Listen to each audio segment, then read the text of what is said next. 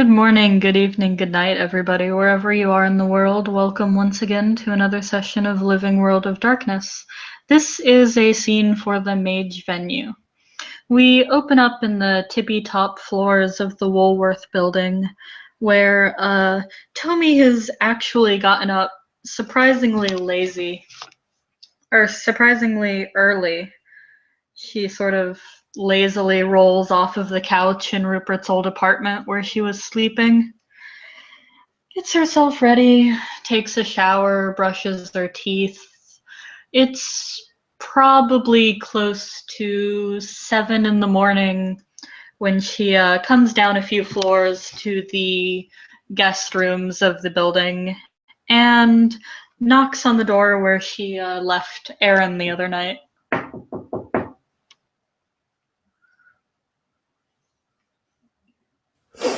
Yeah, give me a minute. All right, hurry up. He'll open the door and he's in pajama bottoms and a t-shirt. You notice he's like wide awake. He's not really tired. His hair is pulled up into a long ponytail. Well, you can't go out like that. Get ready, we're going somewhere. Okay. Where are we going? Well, we are going to the New York Aquarium. Oh, all right. I assume I'll find out why when we get there. Yeah, basically. Shuts the door behind her and locks it, plops down on the couch in the living area. So, got some important shit to talk about while you're getting ready. If you can do two things at once. Yeah, I guess. Cool. So, I bet you're pretty excited to learn how to do all the crazy shit we can do. But I would be a shitty mentor if I taught you all that without first telling you the rules. I was wondering when that shoe would fall. And he walks over to the desk, and Tommy would notice that the old journal that he was reading before the funeral and a new journal are both open, with the chair out. Uh, there's a couple of pens there. Okay, so right now you're what we would call an orphan, right? You woke up and no tradition immediately snatched you up. Now, the our rules, they're called the protocols, are kind of only for the traditions, but any will worker that isn't a total asshole is gonna obey most of them, you know? Okay. So most of them are kind of common sense. Let's see. Starts like holding up fingers. The first one, respect those of greater knowledge. You know, someone knows more than you, someone's more experienced than you. It's not a very good idea to piss them off. Well, yeah.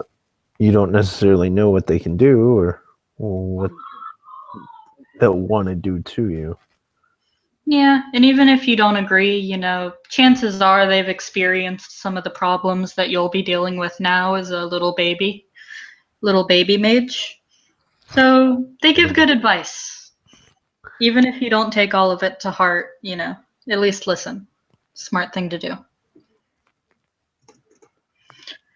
Number two, a tutor's debt must be repaid.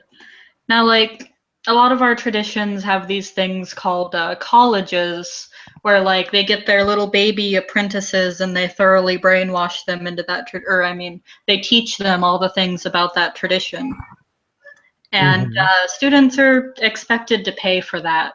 You can pay in money and resources, but the most valuable thing you can pay in, your time, loyalty, respect. And again, common sense, someone takes time out of their busy schedule to teach you shit, be grateful. Fair enough. 2, mage's word is his honor, break not a sworn vow. If you're a liar and go behind people's backs and don't do the things you say you're going to do, nobody's going to trust you. Good way to not have any friends. And when you're one of us, you want all the friends you can get. And if you're a chronic liar, I don't know if it's true or not, but I've heard rumors of like them branding you. So like you'll be carrying around the fact that you're a liar forever and ever and ever, and that's not very good on a resume.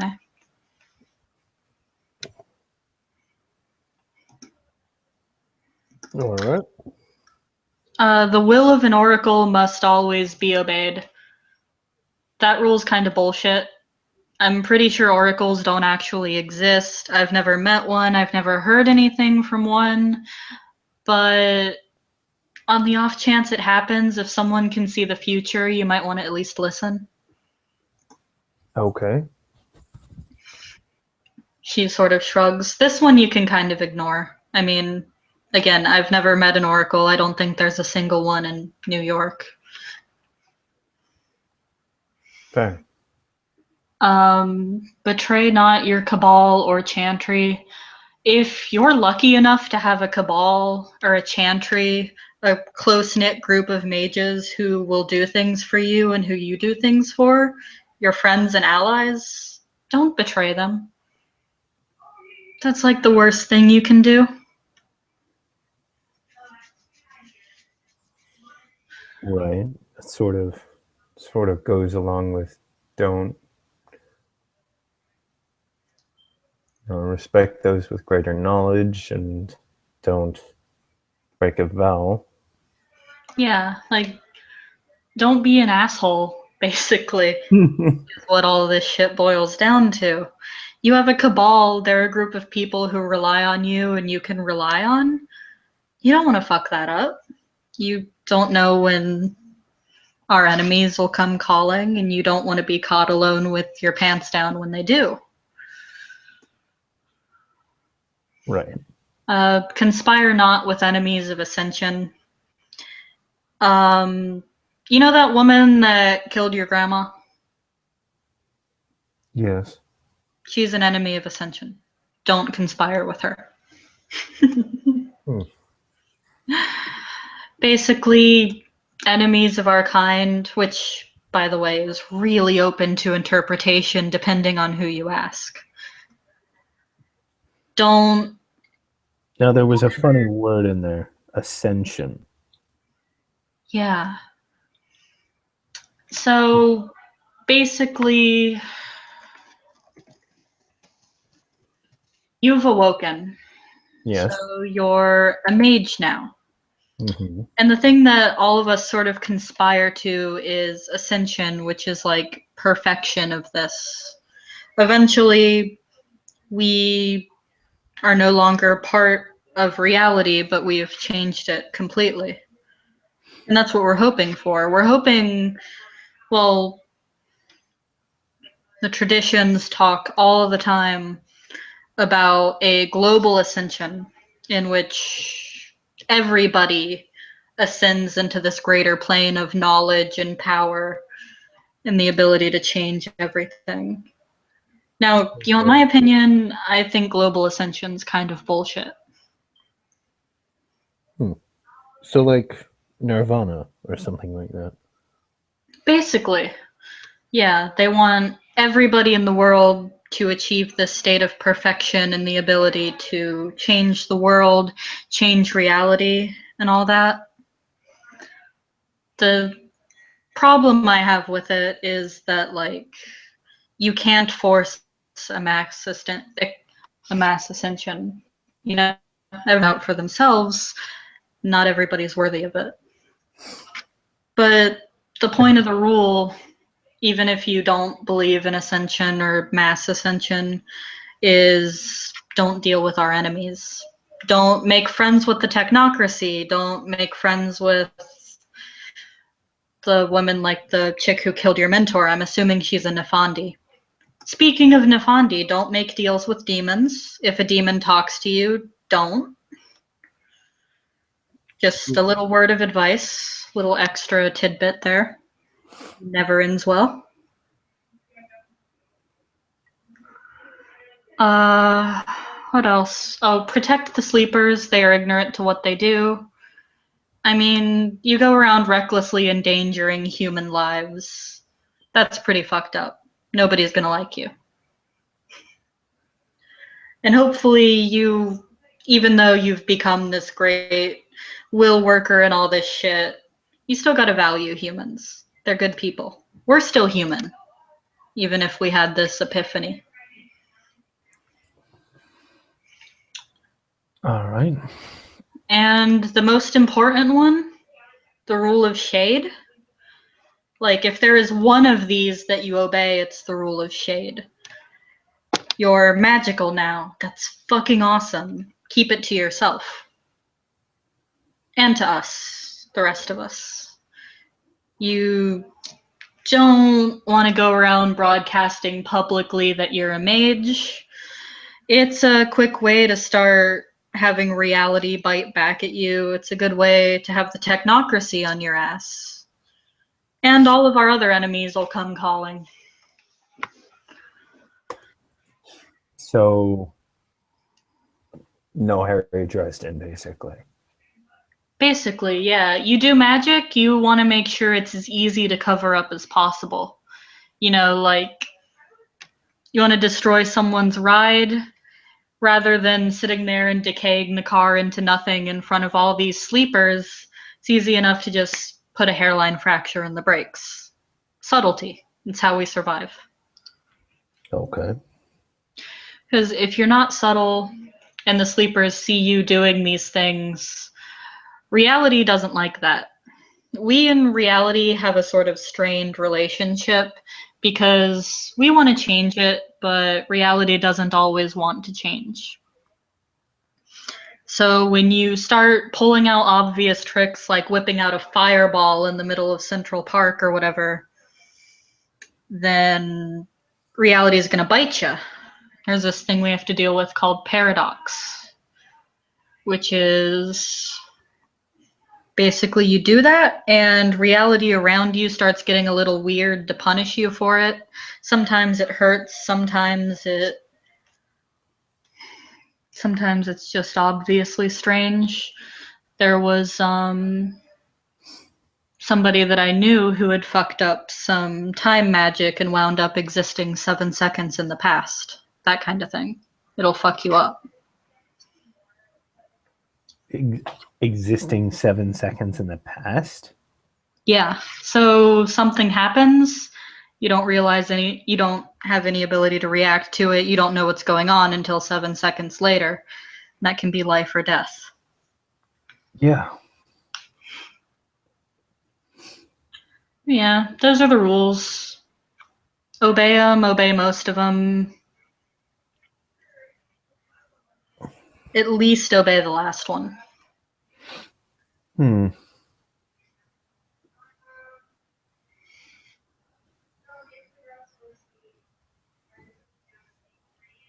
Okay. All right, then. I think I get it.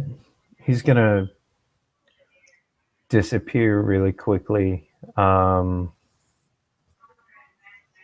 the bedroom, come back out in jeans, t-shirt, work boots. Oh, one last thing. If Jade was right and your grandma's part of the tradition, they'll probably come knocking and come trying to collect you. So, a word of advice, you don't have to do anything that they tell you to do. Just because she was one of them, you don't have to be. You gotta find your own way, your own enlightenment, all that shit. If it happens to line up with her beliefs, awesome. If it happens to be something else, also awesome. But just because you have that connection doesn't mean you're forced to go with it, you know? Right. And they can be pretty persuasive, but you shouldn't feel the need to change yourself just to fit into a tradition. He's going to go over and he's going to close the notebooks.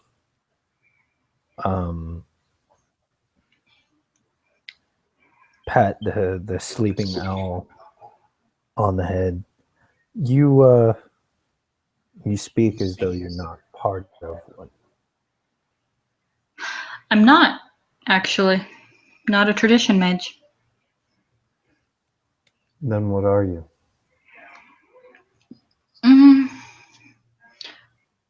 It's a little complicated. She grins. We're technically part of this thing called the Disparate Alliance. We're allies of the traditions. We're their friends. We just happen to disagree with them on a lot of points. The group I'm part of is called the Hollow Ones.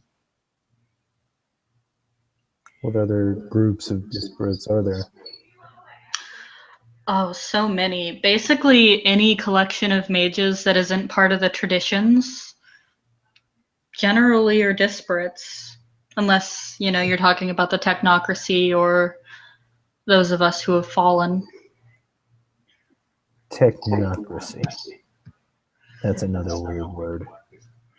The technocracy are basically the biggest assholes on the planet. I don't know much about them. All I know is that they're dangerous and they don't want us alive. They want us either dead or brainwashed. Oh. That's pleasant. Yeah. So you see weird people in black suits creeping around, stalking you, being followed by cars with tinted windows. Tell somebody, because that's some sketchy shit. The smoking man in the parking lot.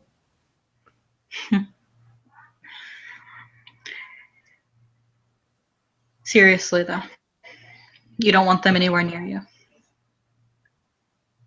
Though I've heard some fucked up stories. That's all.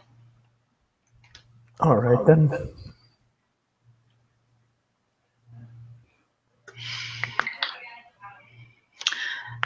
On a brighter note, let's teach you some motherfucking magic. Fair enough. And he'll go over and pick up from one of the side tables a new pair of sunglasses. Stylish. Well, I figure I'm able to see life signs when I focus. I'm able to see auras when I focus. Yeah, so you got your first foci. You dig it? Foci? Foci are the tools we use to do magic. Really? Yeah. Everybody sort of understands reality in their own way. Everybody's just a little bit different, so we all have very different tools that kind of focus this universal ability. The necromancer likes to use herbs and roots and runes and all that stuff. The intern, fond of computer programs that focus his magic. It's basically a way for you to understand what you're doing and be able to do it better. Not using them generally leads to shit fizzling out or shit you didn't expect happening. Oh. So, let me guess. Not everybody waves around wands and staves. Yeah, most people don't, actually. I don't have any wands. All right.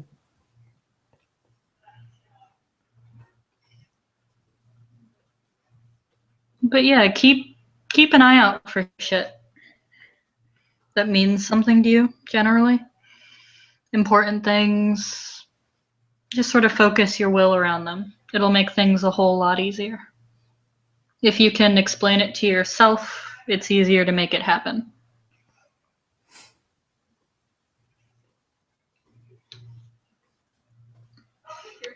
All right.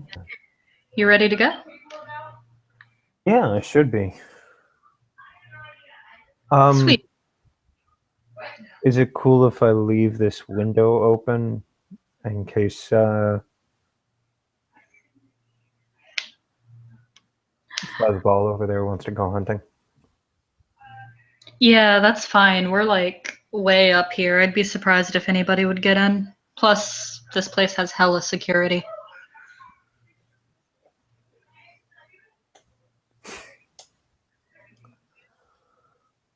I don't know. Those guards downstairs had guns, and even they were scared when I walked in. Did I really? Those are sleeper guards. You're in a mage's place. We're a little better at keeping things secure. So there's magic. There is some. Most of it's actually just this obnoxiously highline security system that was installed before I even got here. But there's a little bit of tweaking done. All right then. I feel like I'm saying that a lot. So yeah,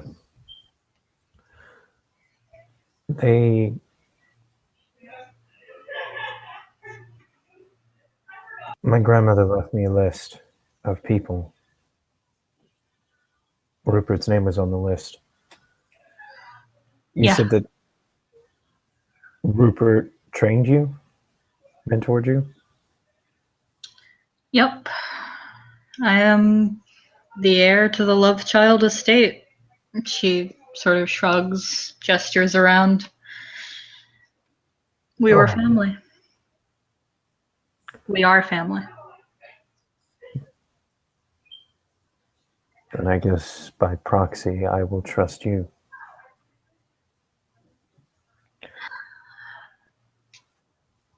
That's a decision you'll have to make for yourself. I can't tell you what path to walk down. I'm just getting you on your feet, you know? If you want to stay here, if you want to trust me and work with me, that's awesome. I definitely welcome it. But I can't make your decisions for you. I would eventually like to go home, but that's not really possible at the moment. Don't worry. You'll have your place back. I'll help with that. I know some people who can help with that. Cool. And I guess he'll go to open the door again. Shall we? Yep. And Tomi will head out, lead him to the elevator, and they'll enjoy that like 2-minute long elevator ride all the way down to the bottom of the Woolworth building. So you see the necromancer and the intern. Are these like code names, nicknames, true names? What?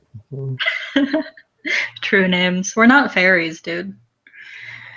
They're sort of code names, I guess. We kind of develop a habit of speaking in code just by being what we are.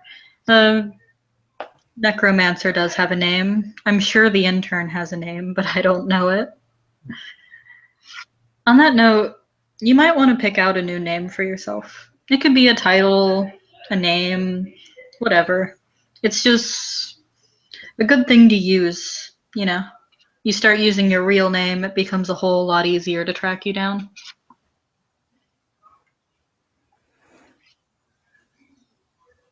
Okay. We usually call them craft names. As pretentious as that sounds. Craft names. Yep. Way to make it sound like I'm not joining a cult. Hey, welcome to Hogwarts. And the elevator opens. She'll lead him outside to her bike. Hop on. All right. He'll hop on. And Tommy, being notorious for being a reckless driver, will recklessly drive to the aquarium. We'll hand wait Reckless. appropriate amount of time.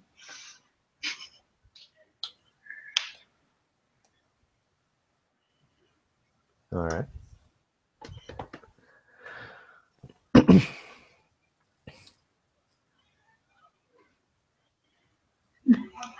And once there, she'll park it in the parking lot. Considering it's super early in the morning, the place doesn't have a lot of people visiting. In fact, it's probably just opening up with all the bleary eyed staff walking around like aquatic zombies. Cool. An aquarium? Yeah, aquariums are cool. They are. But why an aquarium? There's so much shit to see here. I mean, also, like, have you seen the shark exhibit? Because the shark exhibit's really cool. They have this gigantic tiger shark just swimming around.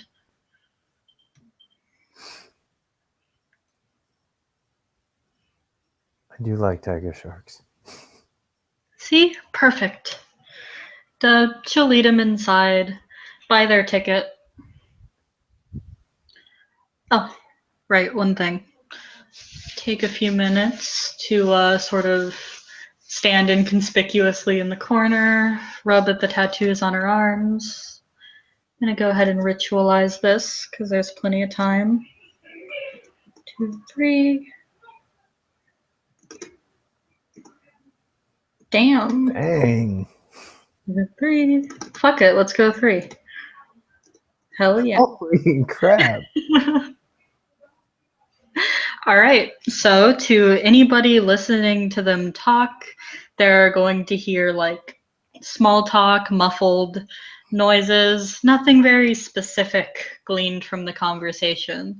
This is a, for the ST, if they watch this, Forces Mind Shield. Okay. With 1, 2, 3, 4, 5, 6, 7, 8, 9. 9 successes. Tattoos on arms is the focus, and the necklace is the focus. And, yeah. Sort of rub the tattoos on her arms a little bit, run her thumb over the necklace, mumble something under her breath. Okay, we should be good. Okay. So basically, I brought you here because the very, very first step to mastering things is being able to see them. And you can see basically everything going on in this place. Let's see. What is the first place she is going to lead him? She is going to lead him to the walrus exhibit. Yeah, just walk over there. She'll take a seat near the big sleeping walruses in their big old pen. Like, so, looks around. Tell me what's in the water.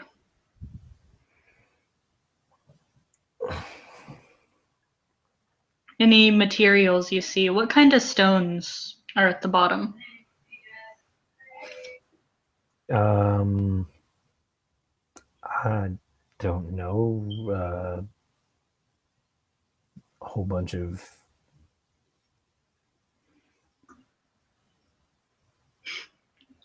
Hand me your glasses. igneous metamorphic sedimentary. I don't know. He'll take off his sunglasses and sort of hand them to her. Turn him over a few times before putting them on his face and sort of leaning him up to the glass. Look a little harder. Let's see if you can comprehend matter. Matter. All right. He will roll his arate, sort of trying to focus. And nope. Nothing. Nothing at all. No, I would guess there are a whole bunch of imported river rocks.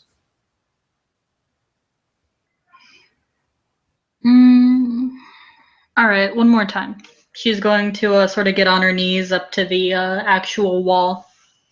Try to see through this, says as she taps on it.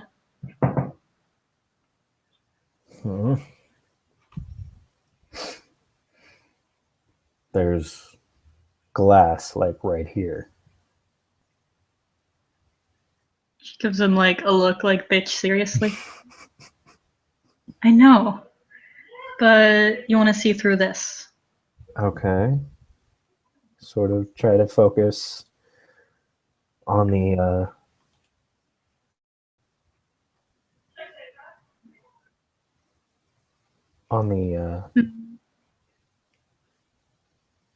boop on the solid wall. Kind of almost like he's waiting for something to happen. Come on. Open. Don't be afraid to take your time. Really, really look at it. Focus on what you want to see. It doesn't have to be an instantaneous thing. Sometimes if you're new, you gotta focus a little to get shit done.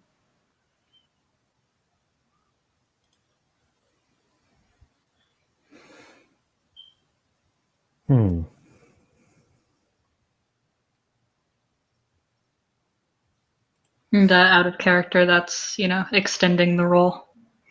Right. Well, out of character, he does not have matter. So Okay.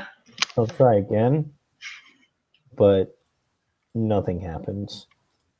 She'll wait for him for a few minutes. All right. You took your time, you tried, you used your focus. Maybe matter's just not for you. Oh. I know you've done this before, but tell me what the health on those walruses looks like. Are they sleeping or are they just resting? Are any of them sick? Have they eaten recently? That he will check out. He'll sort of take some time, really look through the lenses of the sunglasses, and I will ritualize this, or attempt to. So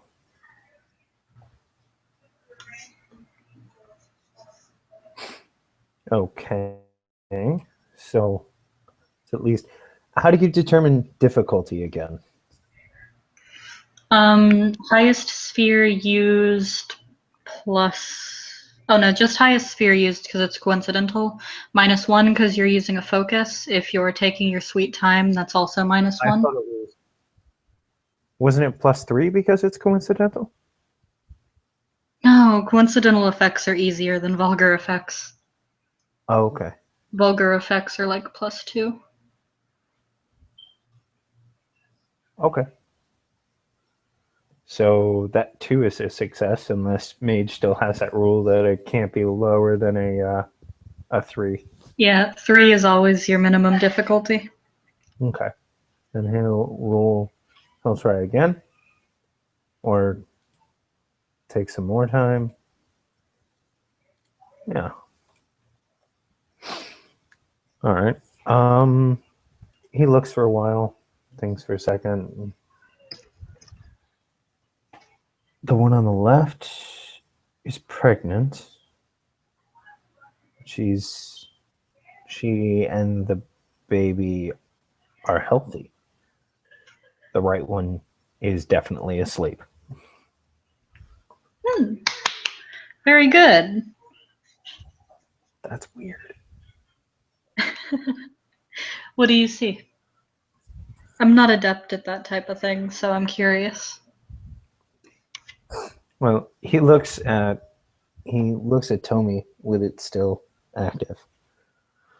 And he is going to roll intelligence medicine Mm-hmm. while he is looking at her.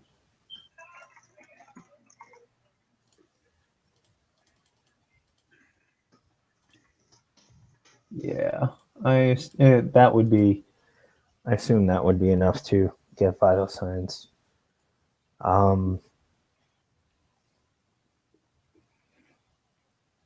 You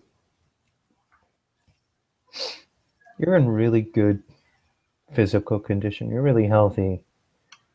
There are some fading bruises on your leg. Your resting heart rate right now is 90 beats per no 60 beats per minute. Huh, cool.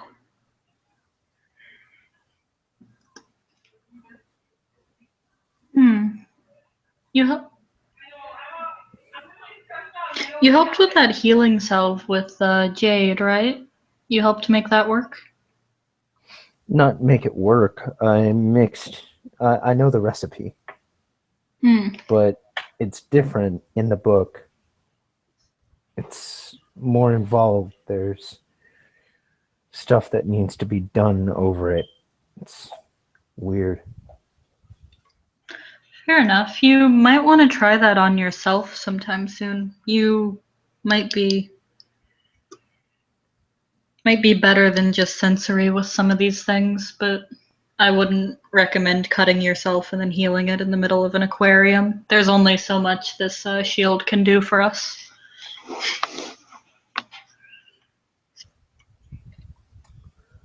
Question. How does force sight work? Out of character. Basically, you kind of see the forces as like a line. Have you ever seen shoot, what's it called? There's a Netflix series that really, really well okay, you know how in Watch Dogs you can see people's phone signals kind of go up and connect into the satellites and stuff? No, I've never played Watch Dogs. Oh. Well, basically, you kind of see them as lines of like connection and trajectory and where things are going and how fast they are and stuff. Or you might see them in a different way depending on your paradigm. It's kind of up to you to figure it out.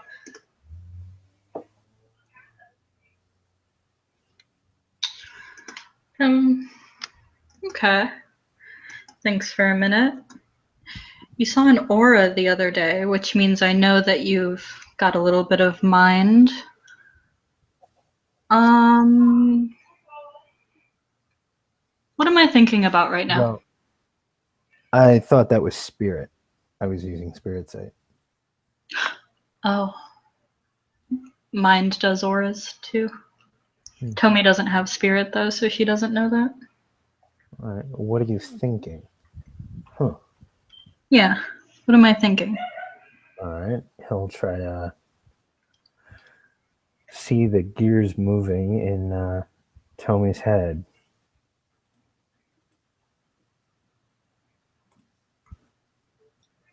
Nothing for the first minute.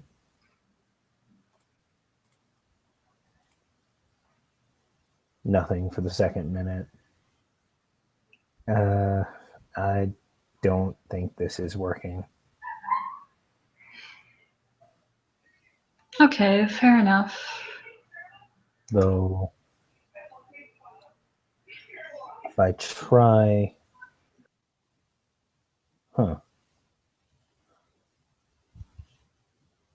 He's going to try and bring up your aura again the way he did the other day. Okay. Hook us through it. Yeah. He gets it. 4 successes. Um, Tomi has a sparkly mage aura, and she's pretty damn chill.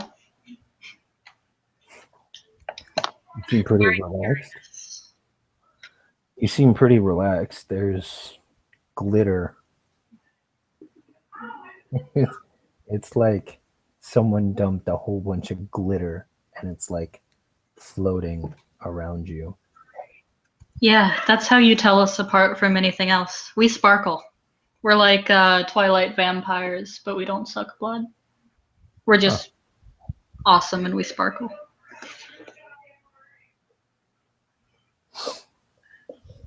Now, with 4 successes, would he get anything that she's like hiding or any emotions or something? But that's mine. Never mind, that's mine. That's mind. Okay, let's try something else. A while back, I was in an elevator with the necromancer, and he showed me a sort of different world kind of overlaid over our own. He showed me spirits. You see anything funky walking around here? Especially in that water over there, I bet. He, with four successes, he'll look over.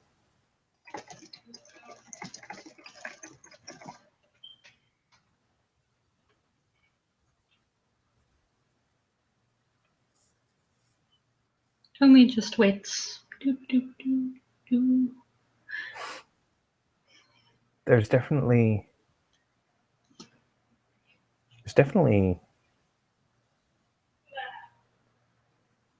can you have 2 sights up at the same time? Mm-hmm. Okay, so life sight is probably still up and spirit. There's like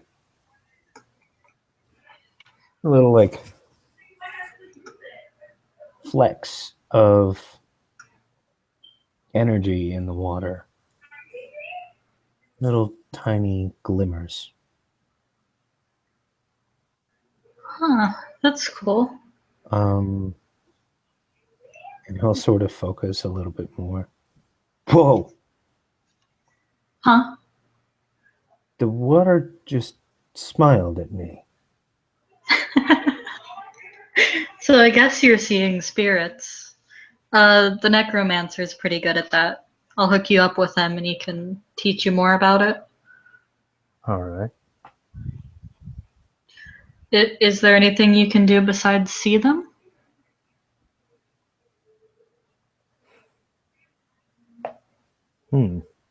I don't know. Tomi kind of shrugs. Try something?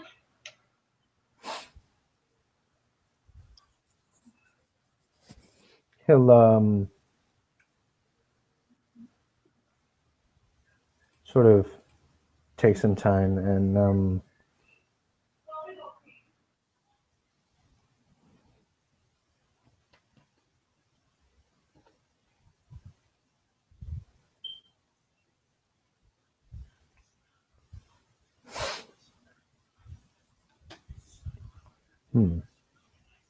he will open his mouth and say hello. 2 successes. Yeah, water spirit will wave and smile. Now it's waving at me. Ooh, so you can talk to them. That's cool. As far as I know, beginners can only see shit, so you might be better at that than I thought. But best not to fuck with it until we have an actual spirit expert here. I can't help you if you offend something.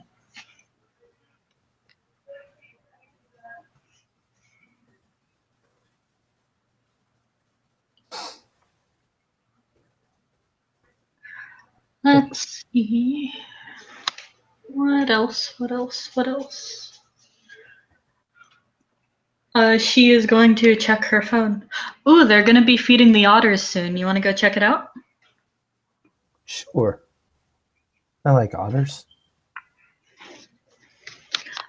She will drag him down across the aquarium to the otter tank, where somebody's just gathering the fish and getting it all ready to feed them.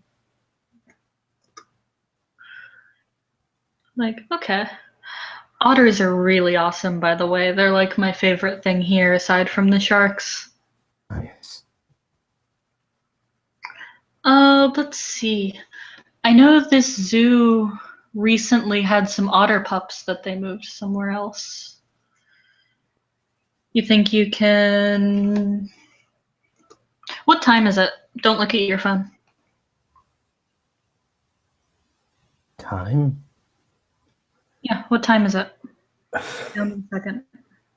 Okay. Again, he'll close his eyes and he'll think. He'll try to reach into that like abyss of mystery, that kind of that part of his mind that seems way bigger than himself. Nothing. Spend a little bit more time. Still nothing. I'm guessing it's like 7:30, but there isn't really a time that's coming to me. 7:28 and 4 seconds, but you were close. That's not too bad. It's just estimation at that point. Shrugs. So, not into time. That's too bad. It's one of my favorites.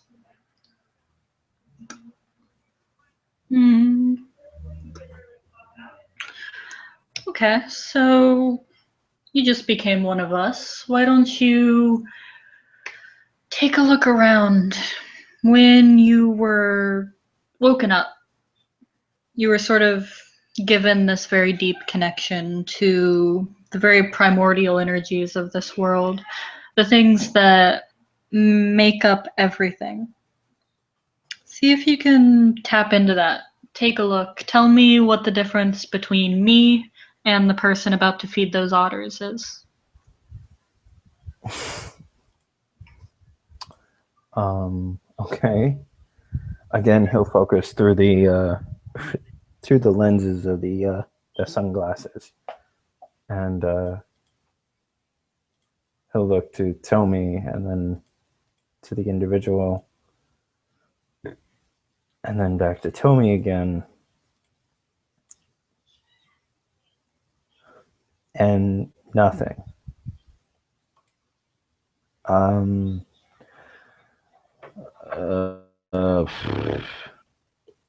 He's about to feed otters, and you're teaching me about magic. Oh, that's a shame. It's one of the most useful things that we know. I'm going to have to teach you about that sometime soon.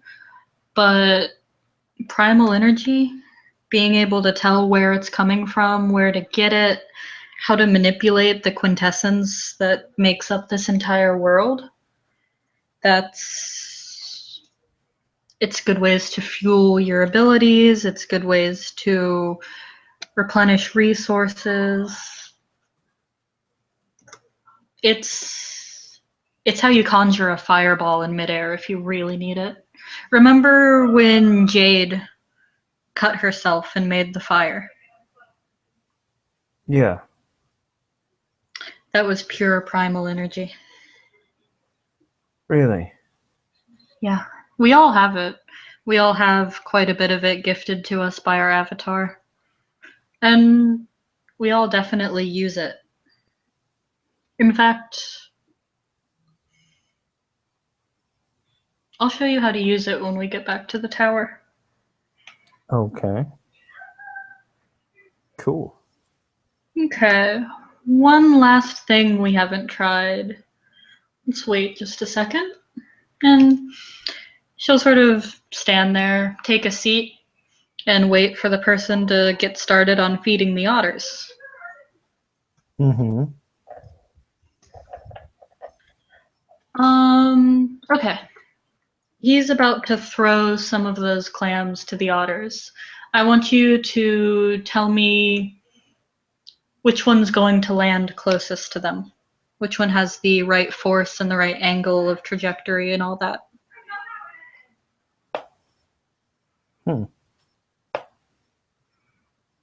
Okay. And he'll focus. He will look at his sunglasses. Look through his sunglasses at the individual that picks up a clam. As he picks up a clam, his arm goes back, and Harn is going to focus on that arm. 2 successes. Not that one. That one he's throwing with too much. He has too much energy in his arm. The angle is going to be way off. It'll probably land to the right, a good few feet away. And we will wait and watch as this happens. Ooh, very good. Okay. The phone he has in his pocket. You see it connected to anything? No.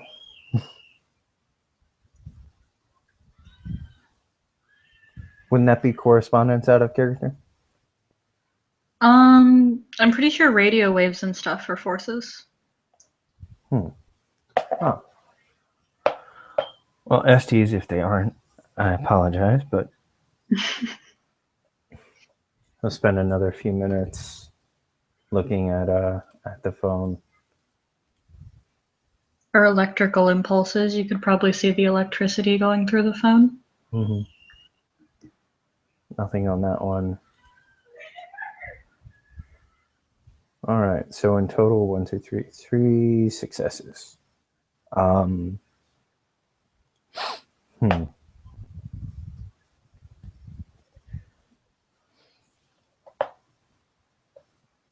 His battery is low.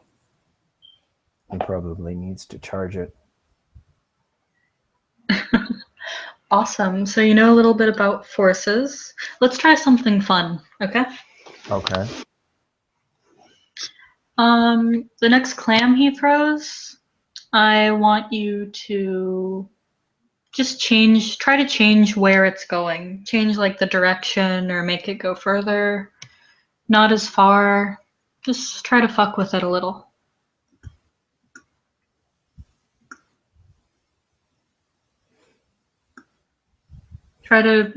You see the force, you see where it's going. Now try to reach out and touch it and give it a little nudge in the right direction. Okay.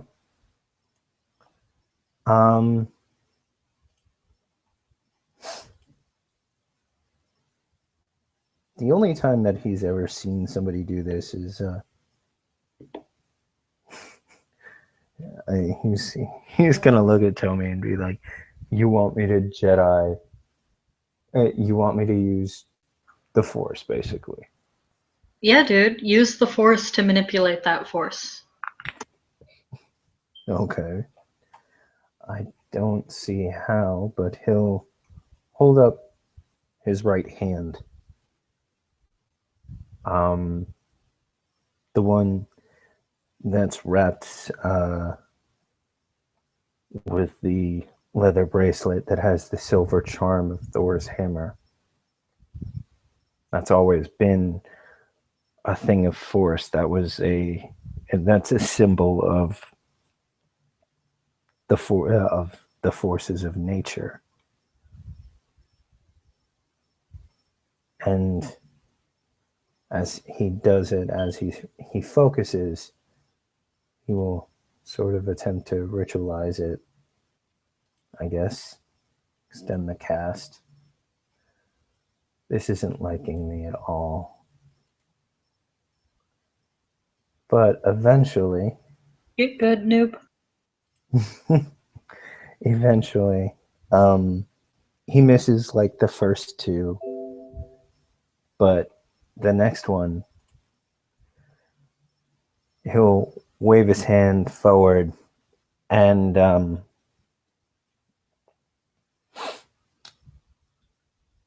when the feeder throws it, he'll add a little bit of force and just a tiny bit of spin to it.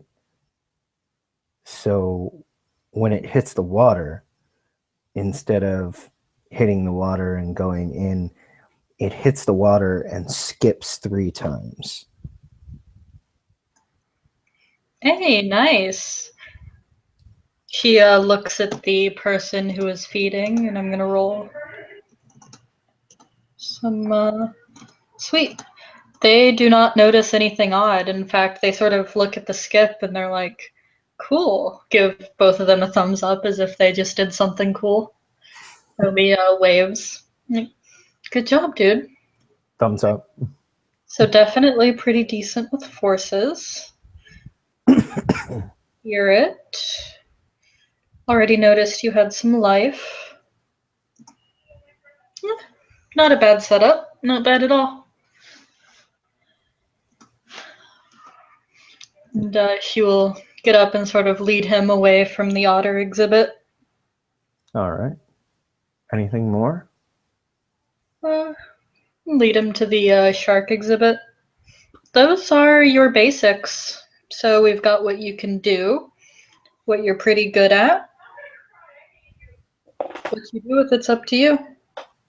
Oh, when you moved the clam, how did you do that? Well, it was already moving.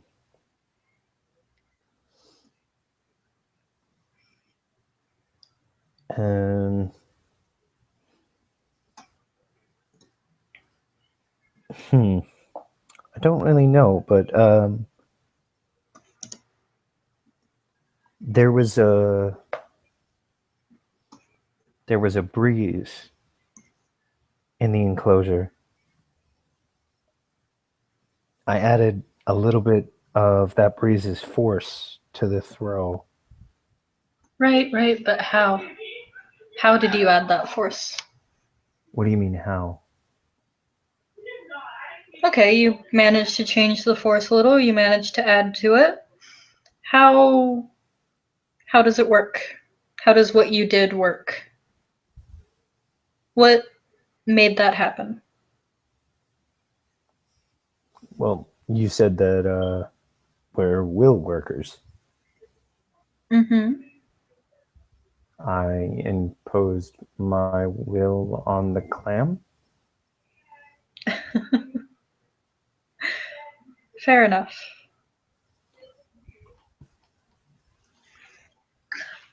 For stuff like that, I'd definitely suggest finding some more tools to use for it. Make it a little easier so you don't have to try 3 times.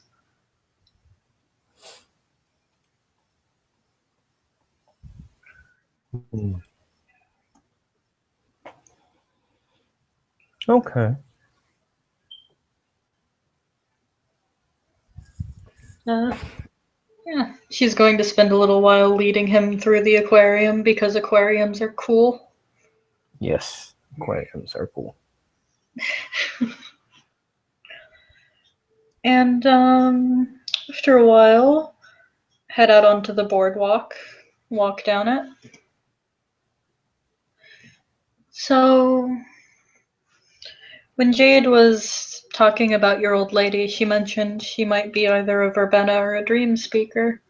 You recognize either of those words?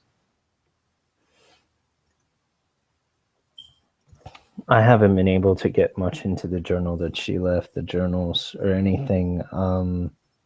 Not at the moment. No. I know verbena is also a word for a herb.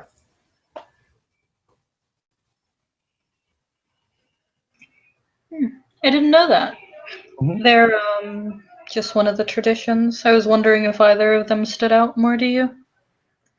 But I should probably tell you about them, as lame as they are. She grins. So, I've only met a couple of them. There aren't actually a whole ton of traditions in the city. Mm-hmm. But from what I've heard of the Verbena, they mostly deal with like life. They're like, you know, the witches you see on TV who own those big like shops, and they're all like crazy with like herbs and like remedies. They're like Wiccan sorta.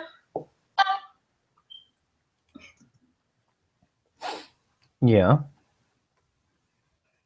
That's basically your average Verbena.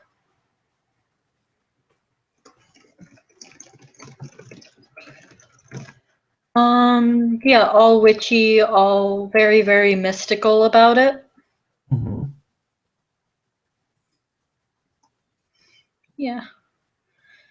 A lot of the typical sort of witch type, I guess, comes from them, or maybe they adopt a lot of stuff from the trope.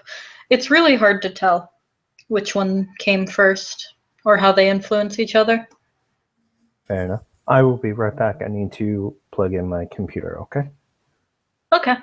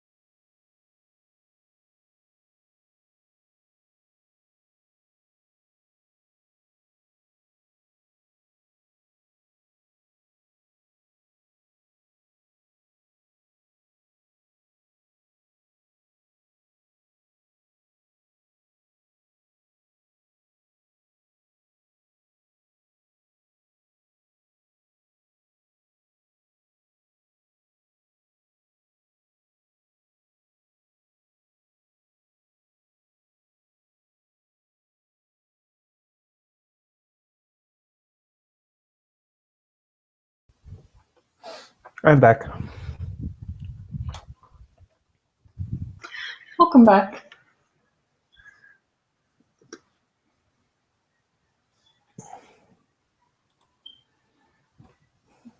So yeah, the Verbena totally into the Wiccan experience. Like you think of a witch, like a super typical witch, minus the big nose and the green skin. You're probably looking at a Verbena.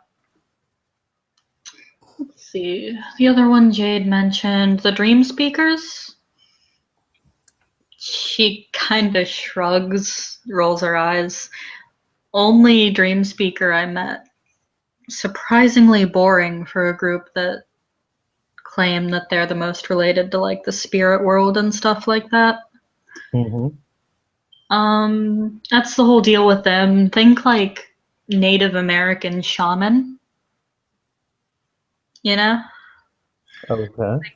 Not that every dream speaker is Native American or anything like that, but like you see the dude standing, pounding drums, doing a rain dance, singing to the spirits. Probably a dream speaker. Now, admittedly, the one that I met was a little boring, but they're not bad guys.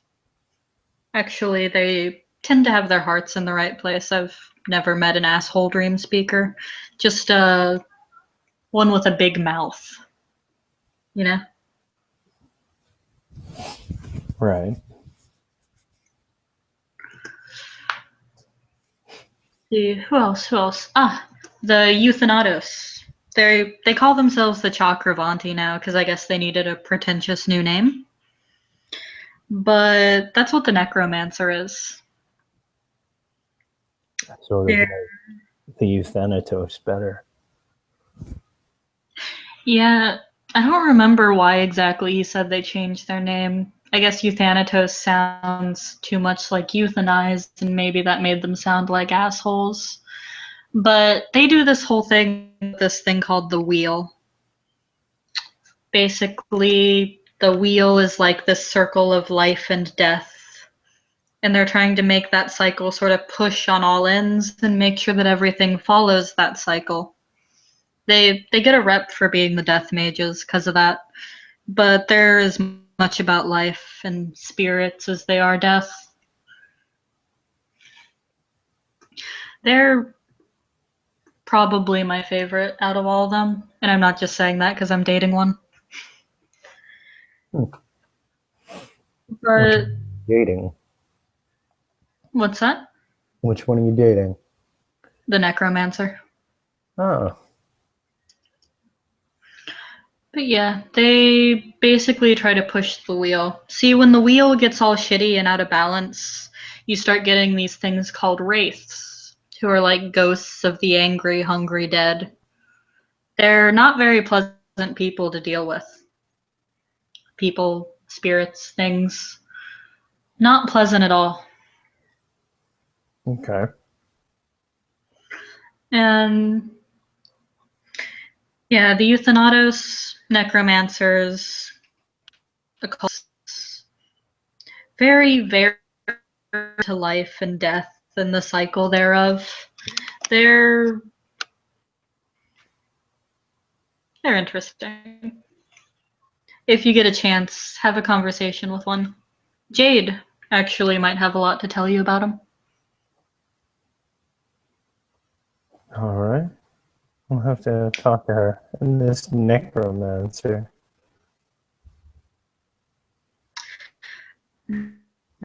First time I met him, very first time we met was in an area that borders between the lands of the living and the lands of the dead. Interesting first date. She grins. Let's see, who else? The Akashic Brotherhood are pretty fucking metal. Like, have you ever seen Kung Fu Hustle? Yeah. That is an entire tradition. Like, an entire group of mages that are ass-kicking Asians. Except not all of them. But they do this crazy, crazy, like, intense martial arts that, like, you gotta see. There's one in the city who's a total badass. His name's Harold. Kind of a huge grump. The shit out of some monsters. That's all I gotta say. I don't know much about what they think they work, but like what I call ass kickers. Had a lot of tattoos he was really into too. Some foci, but I don't know if that's a thing. One of the other kids is seems pretty interested in.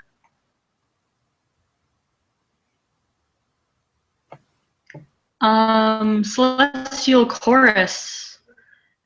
Although not all of them are Jesus freaks. Some of them are Jewish apparently, but like super, super religious. I was never really into religion. Yeah, man. Organized religion especially. Organized anything kind of fucks things up for people. One of the other reasons I don't bother much with the traditions. You know, trying to fit somebody into a mold kind of rubs me the wrong way. Oh, Cult of Ecstasy, a pretty good friend of mine. His name's Sky. You might have some of the plays and ballet performances going on lately. Incredible dancer. The ecstatic cultists are like awesome. Like they're all about like peace and love and that's something that kind of resonates with me. Mm-hmm. Cool guys, very chill. Guy. He could tell you all about him. All right then. And there are a few others, but I don't know. There's the Society of Mad Scientists, Virtual Adepts. I think they're basically the same as the Society of Ether, but different.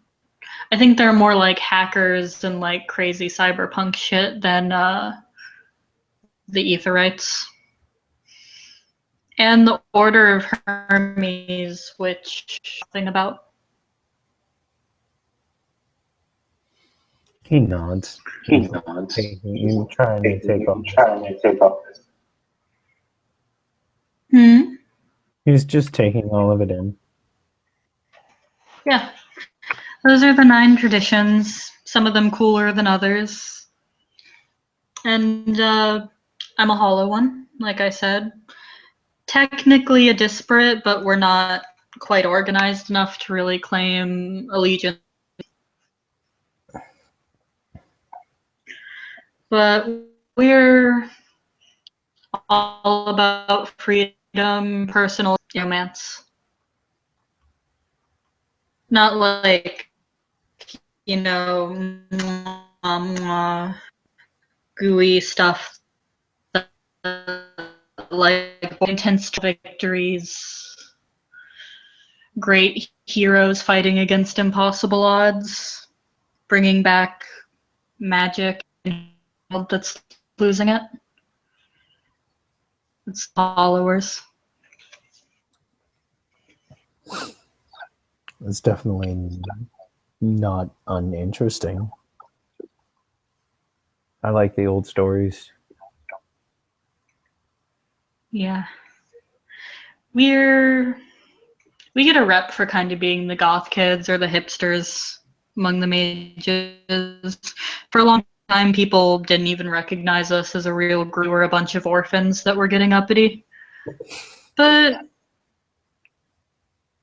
we don't have a seat with the traditions, but we're kind of recognized as their allies now. A long time ago, right? You could get away with doing all the crazy, flashy magic you wanted within reason because people believe. And they have all these alternate world special places where they can practice their crazy, vulgar tricks to their heart's content. But we never had that.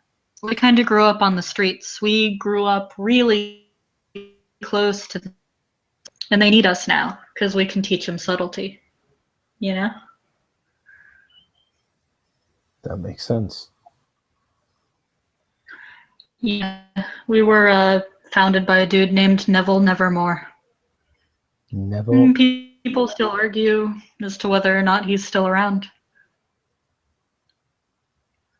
How would you do that? You told me that we were immortal the other day. She grins. One thing to keep in mind is with the right training, the right proficiencies, the right reason, those of us who are awakened, we can do anything. The most powerful of us, nothing is beyond their grasps.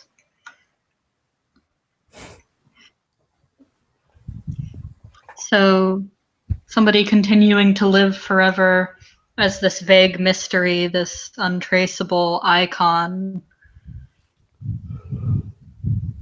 that's not the craziest thing I've heard happen. Makes me wonder how long Annabelle had been alive.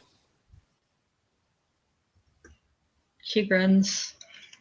She could have been 80, 90. She could have been 200, 300. Could have been older than that. That is almost terrifying to think about. Think about what. Yeah.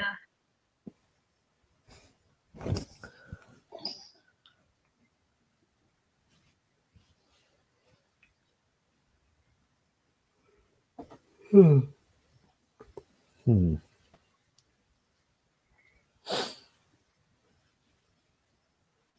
So I've been like babbling all. She sort of shrugs. What do you think?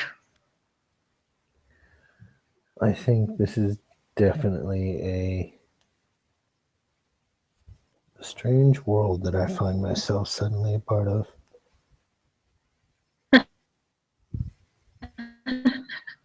Is your mind fucking blown yet?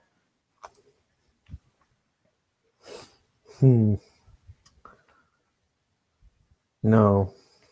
Definitely some illusion shattering, but my mind is still in one piece.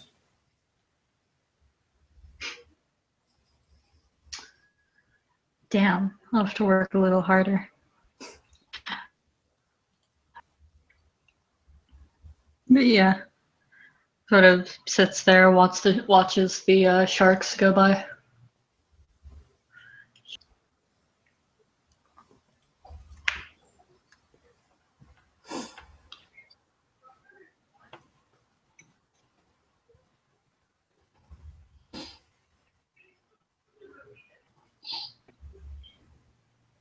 So,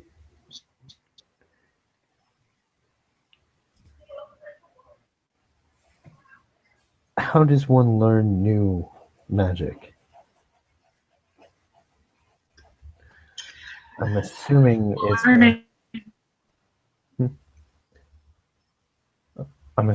not learning some combination of words and hoping something happens. No, generally not. Learning a brand new type of magic's kind of all about expanding your mind, you know? Not like taking a bunch of drugs and waking up face down in a ditch the next night with more magic, unless you're a member of the Cult of Ecstasy. But generally, it helps to have somebody teach you about them, you know? Like, it's this whole new thing that you have to learn how to perceive first. And sometimes learn how to see it is kind of the hardest part. In it, I've been talking to intern quite a bit about learning about spatial perceptions and connections like that. And yeah, basically a lot of talking, a lot of debating, a lot of figuring out how these things work for you. It works for someone else, not the same as how it works for you.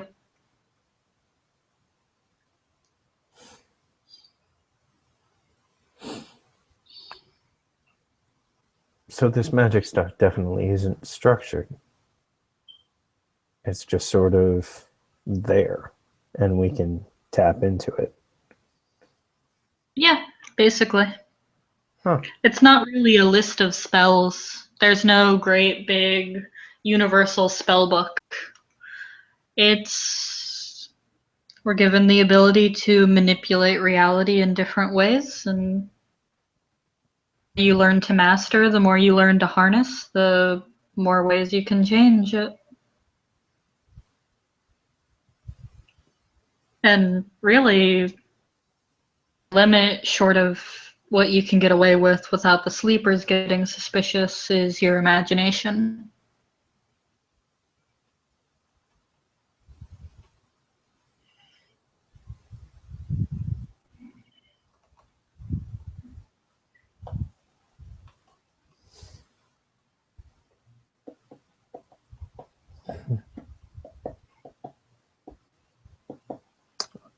I might have to experiment for a while. Experimenting's always good. I can sit here and blabber all day about like theory and how things work for me and all that shit, but I'm not trying to initiate you into a cult. You got to figure it out for yourself. I'm just giving you the basics. All right. Everything else you build upon based on your own perceptions, your own fuck ups, your own successes.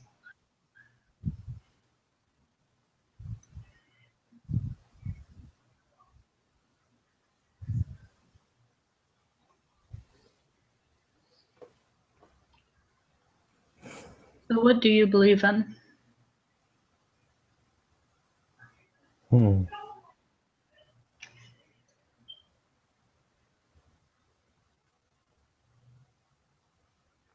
What do I believe in? Yeah, tell me how you view the world.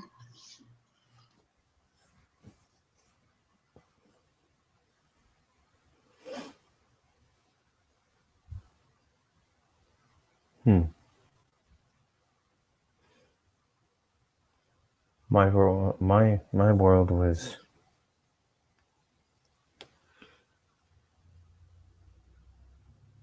I used to think my world was set in stone.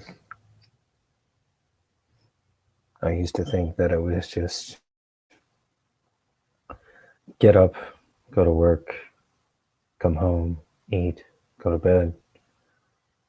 I was spending whatever spare hours I could, how I wanted to, with a couple of friends or just by myself. And now it's different.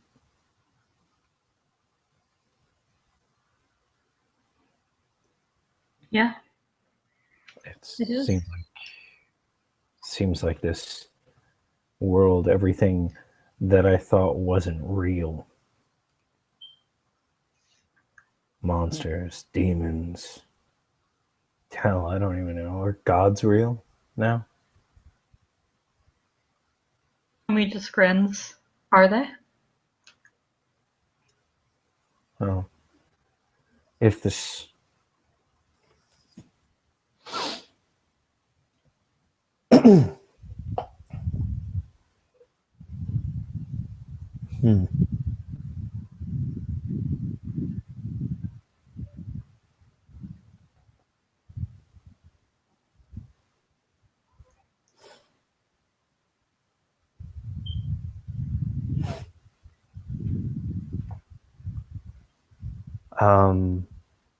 where are they again?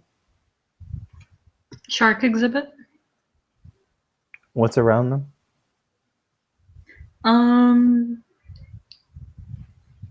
The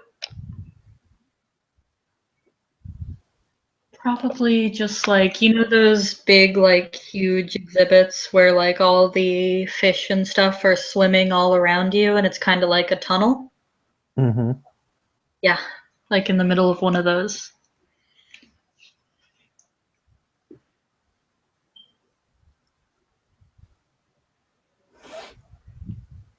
There are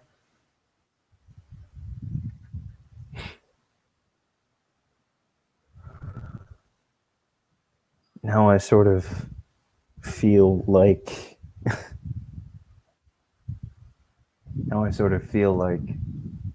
my life is just like this. And he looks around. I'm in this tiny dome of safety. And there are these things that if there wasn't that safety net could very well eat me. But now I have this ability. Are they alone? What do you think? Roll some fate dice.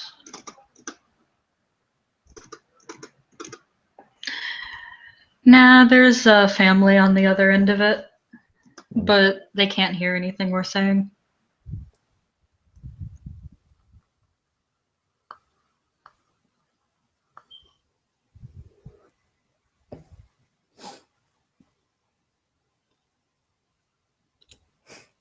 I have these new abilities to see and probably do, and he reaches out and he grabs, he wraps his hand around the railing. If I really wanted to, I could probably crush this. Like I was squeezing an empty can of Coke.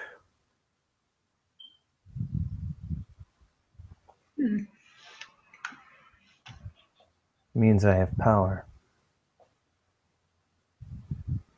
Yeah.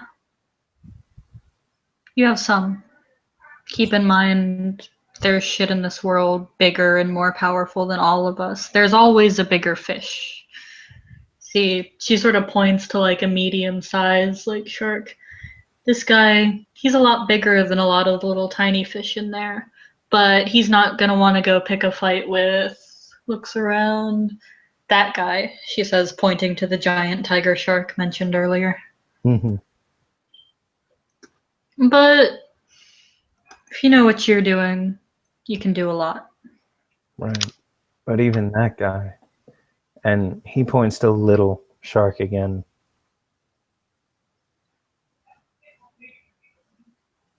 Were it not for this glass, could probably, and he looks over to the family, make a meal out of those. That's true. And I guess that's sort of what my life has become now.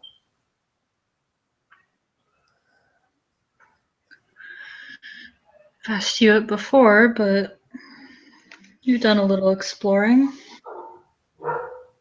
What you have to figure out for yourself is what you're going to do with it, how you're going to use it.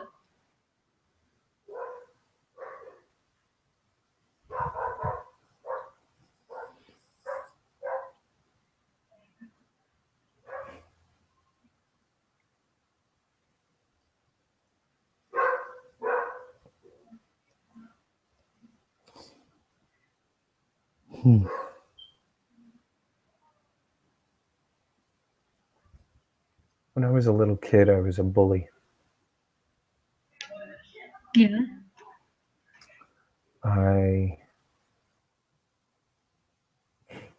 went from orphanage to orphanage, from foster home to foster home, because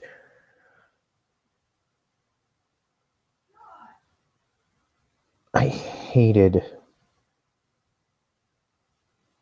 whenever someone would look down on me. I hated it so much that I began to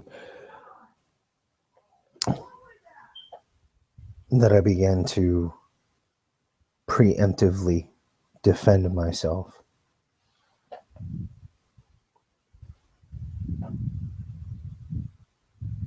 And it wasn't until that I started working with Annabelle that I realized that preemptively defending myself in my own mind was just making someone else's world hell.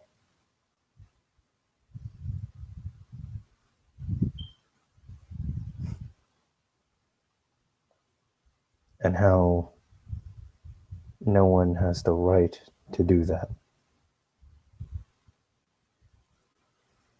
She nods. So I've been given these capabilities. And I guess what I'm going to do with them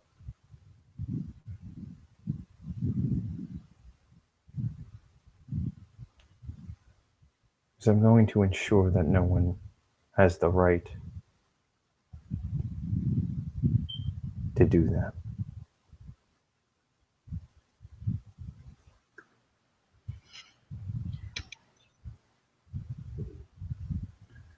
So you're going to stop the bullies from stepping all over the littler people? Well, look at them. If this glass broke, do you think that they could defend themselves? Probably not. They'd be washed away. But I think I could. I think you could.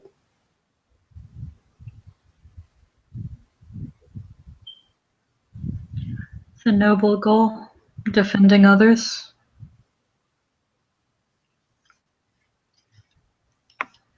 Who else is going to do it?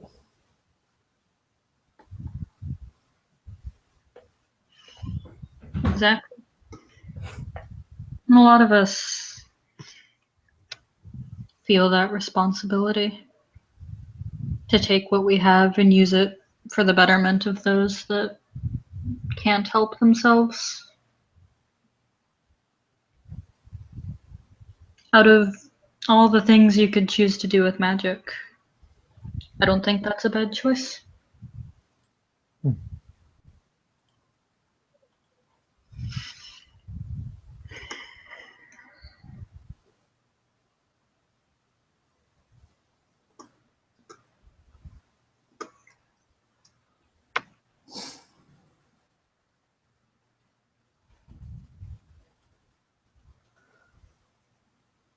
Really, no. What do you do with it?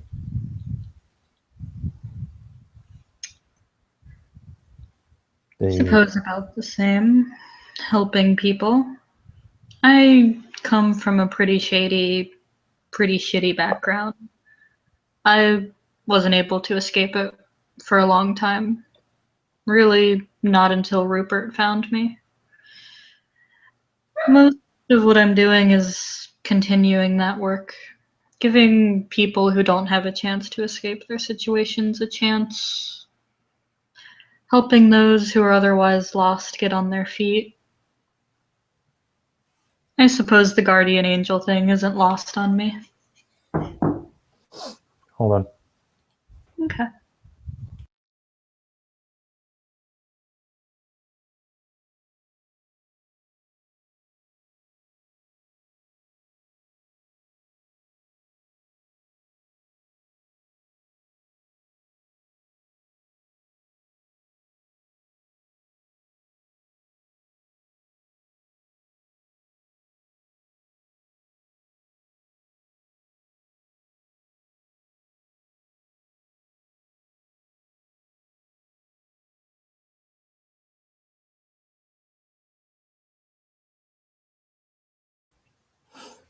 Sorry, my brother.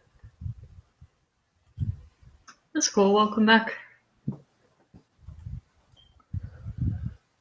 So, guardian angel, huh? In a sense.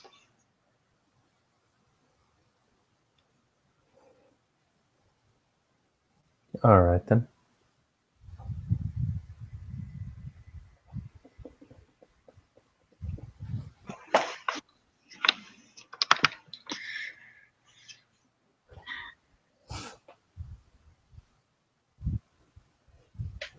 So what now? What do you mean?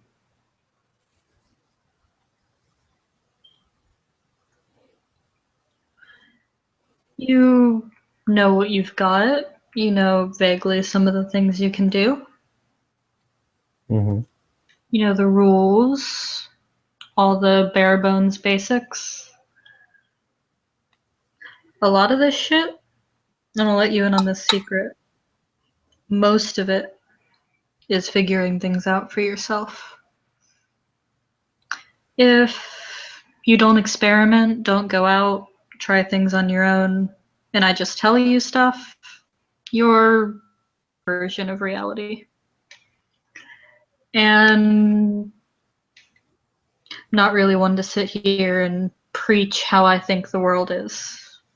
Because it's an individual thing. All this shit, what's real, what reality is, that's for you to figure out.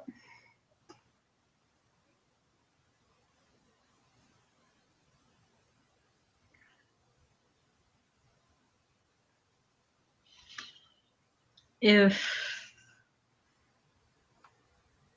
If I were to sit here and preach to you about how to do things, what to do, what's important, it sort of takes away from the importance of your own reality and your own expression thereof. And unlike the traditions, I don't want to initiate you into a cult. I'm not sure how I feel about joining a cult right now. But then again, if I don't make friends, if I don't make allies, something tells me I'm not powerful at the moment, powerful enough to take care of her. Her?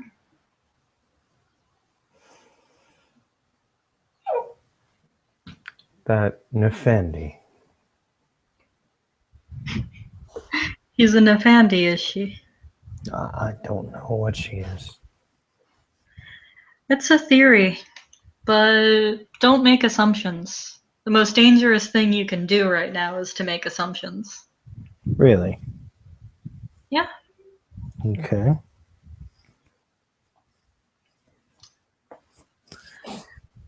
So we just know that she has killed another mage and that her aura is dark and tattered.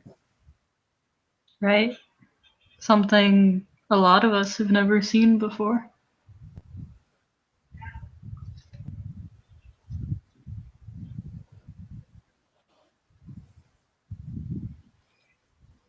And we know her name.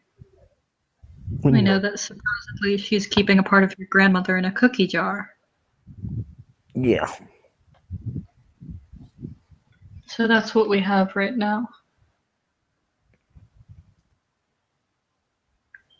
Tracking her down and dealing with her is a different matter. One that'll probably take some time.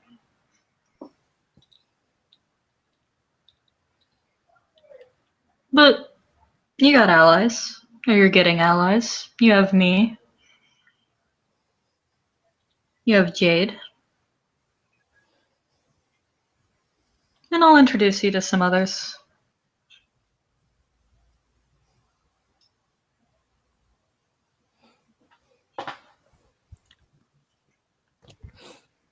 Cool.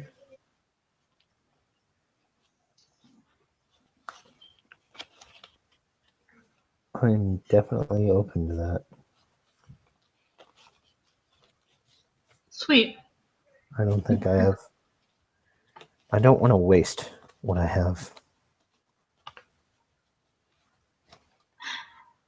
That's good. You've given something new, might as well do some shit with it. Some exciting shit. Shit that matters. Otherwise, what's the point of you having it in the first place? Exactly. And besides, I have a lot to learn. I refuse to meet her again unprepared. We'll get her. Good.